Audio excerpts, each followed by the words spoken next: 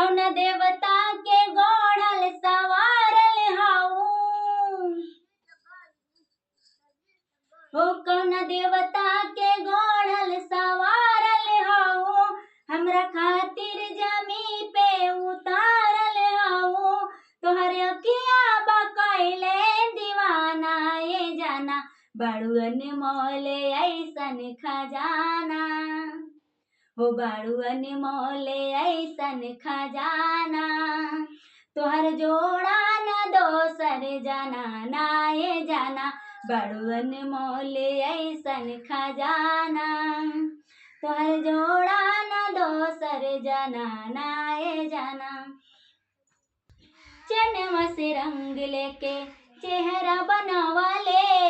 चमके गोराई गोरगाल के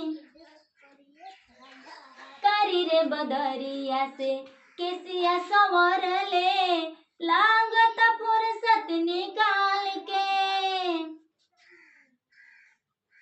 हवा बहे तया चरवा फहर जाला हो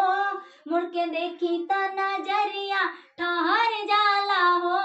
केहू कैसे ना होई आशिकाना ये जाना बड़ुअन मोले ऐसन खजाना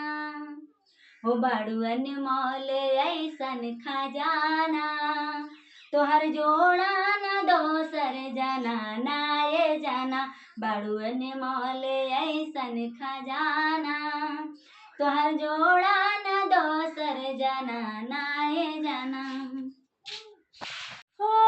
जहाँ जहाँ डेग अपन धरबु सजनिया भाग खुल जाए ओ जमीन के ओकर तू बनबू कनिया ए रनिया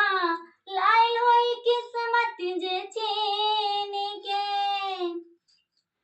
हो तोहर नहिया के देहिया पनासा चढ़ल दिल के रफ्तार हद से भी आगे बढ़ल नहीं मिलबो त जाई पागल खाना दीवाना बड़ुअन मोले ऐसन खजाना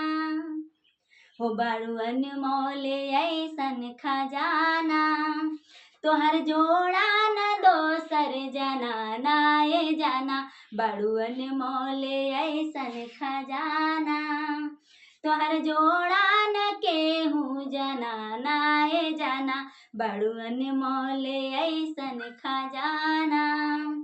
तोहर जोड़ा न दोसर जाना ना ये जाना बड़ुअन मोले ऐसन खजाना